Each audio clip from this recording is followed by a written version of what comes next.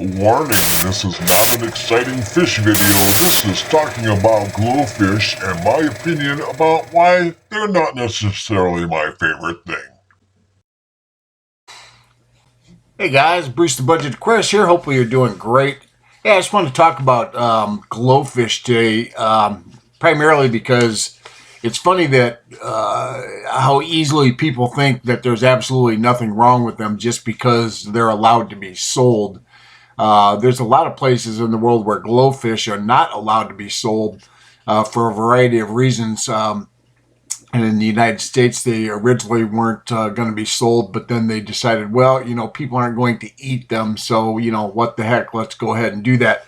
But glowfish are an interesting subject. I'm not 100% against them, but I just don't think people should be so certain that there's absolutely not a problem with them. And just give you a couple of reasons why. First of all, in case you don't know, glowfish were originally developed as a way for scientists to determine if there were toxins in water that were harmful to humans.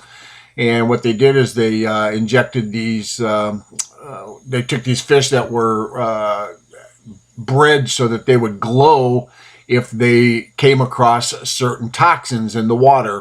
When they came across these toxins, that would stimulate the glowing effect of the fish.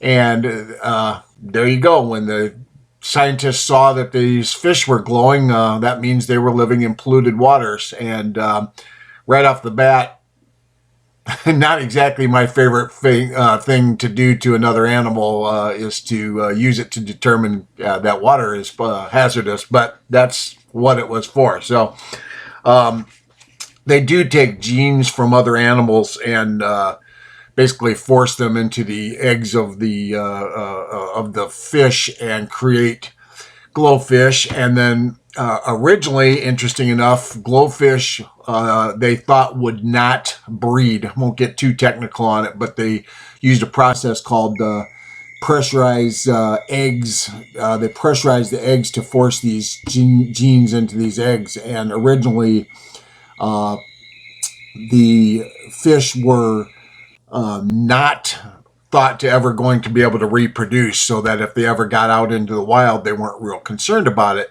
But lo and behold, what happened? Well, they started doing studies on them and finding out that they did breed.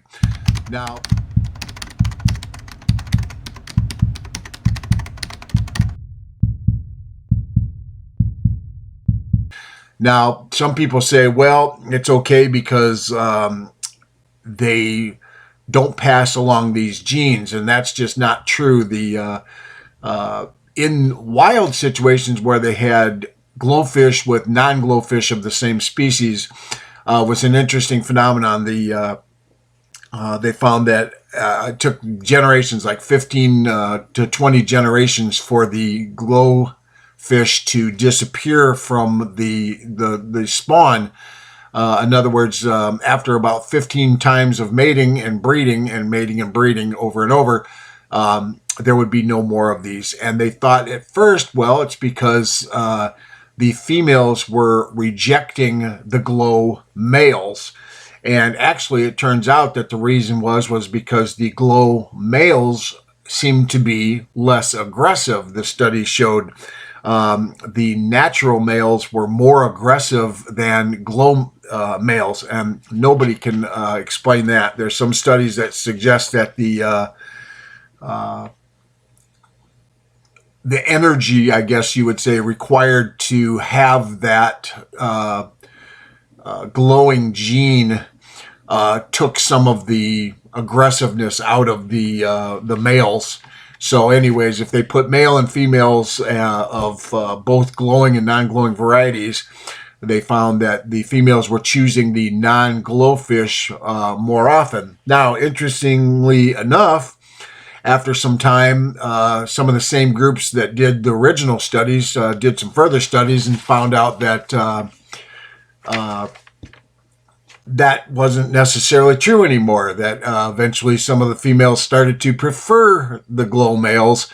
And there were even studies done where and again, this is how I read it, but that when they took the non-glow males out of the equation, that the females were actually more anxious or ready to mate with the glow males than they were with the non-males. So in competition, the glow males lost out to the non-glow males, but that was also, again, depending on how many of them were present. So I guess the bottom line becomes no one can say for sure that as these things become released into the wild, which, quite frankly, they're going to be, people are going to release these things back into the wild. It happens all the time. Will they eventually start to breed?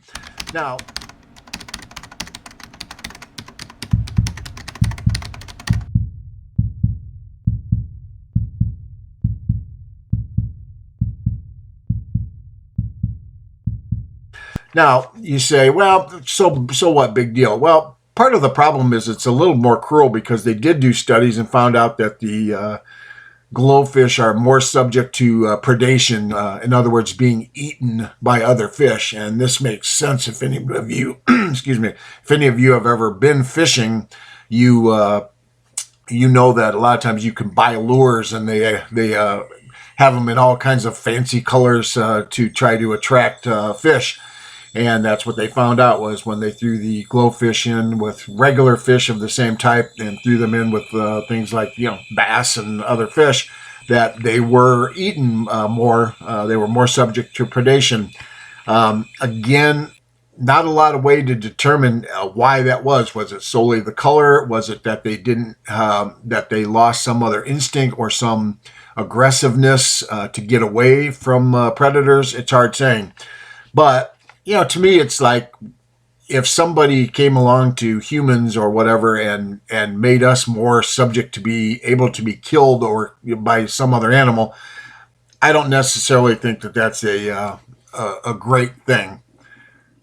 So I guess in a nutshell, I want people to understand that I'm not against glowfish, but I also want to point out that scientists use fish and release certain kinds of fish into waters all around the world for, quite frankly, cruel reasons. Again, that was why glowfish were developed. The scientists still to this day put fish into waters and they watch the fish, and if the fish die off abnormally fast, they determine that that's caused by pollution. And then they also will put fish into certain waters and then keep an eye out on their babies. And if the babies start to be born deformed, then they also know certain kinds of pollution exist in the water. So again, I understand, human beings are the most important thing, and I don't have any huge problem with some animal testing if it's going to truly benefit humanity in the long run. Although I'm a little skittish about some of it, for things like cosmetics and things that we're just doing just to try to make ourselves prettier or whatever. But for example, they've introduced genetics to try to make fish grow faster so that we can farm fish and, basically feed people. I don't necessarily have a big problem with that. Again, they're really heavily controlled circumstances and these fish are not getting back into the wild. But if you look at what happens in the wild when a lot of fish are released, look at plecostomuses and carp and piranha and things like that get released into areas where they never existed before. And they can, quite frankly, wreak havoc on a lot of things. And although I can't say that's ever going to happen with glowfish, it is kind of something that was developed for a good scientific purpose, I guess, to detect chemicals in water to protect humans. But then it has now become something where, again, I'm not a big fan of it because, quite frankly, we can selectively breed fish. In other words, if we have a line of fish that are very blue in color, and we find other very blue fish and we get them to breed together, we're going to develop that trait. And that's totally natural because that can happen out in the wild also. So it's not, again, necessarily an unnatural thing.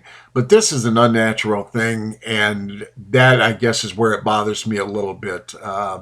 We're doing it solely for our pleasure, and that kind of bugs me. So again, we do it with dogs, where we do selective breeding of dogs and mixing dogs for our pleasure. I just think it's something that we shouldn't just say, hey, you know what, the government said that there's no big problem with glowfish, so there's no big problem with glowfish. There's a lot of people breeding these that say, or raising them, I should say, that's have reported that they have a lot of abnormalities. They're sluggish. They don't live as long as other fish. Some people say that's just solely not true. So I don't know. I haven't had them. Again, I'm just not a huge fan of them. I would like to see things done in a natural manner rather than literally taking genes from a completely and entirely different animal and forcing them into the genetic code of our fish just for our entertainment. I guess that's it in a nutshell. That's what bothers me. That's pretty much like saying, we want taller humans, so we're going to splice genes that make giraffes tall into humans so that we can have taller children. For whatever reason, we might do that. Again, if it were to benefit us, make us healthier, make us live longer, or whatever, I don't necessarily have a problem with it. If it's to feed people, I probably don't necessarily have a problem with it. But if it's just solely for entertainment, because we want colorful fish, there's plenty of colorful fish, saltwater fish, freshwater fish, and everything else. And again, that's my opinion on it. Love your comments below, but just want to add that thought out there to the internet because I hear people talk about it all the time. And my personal feeling, my entertainment is not so important that I need to genetically modify another animal with genes from a species that isn't even theirs. So thanks for your time and listening. And if you have any thoughts, love to hear from you. Take care, guys.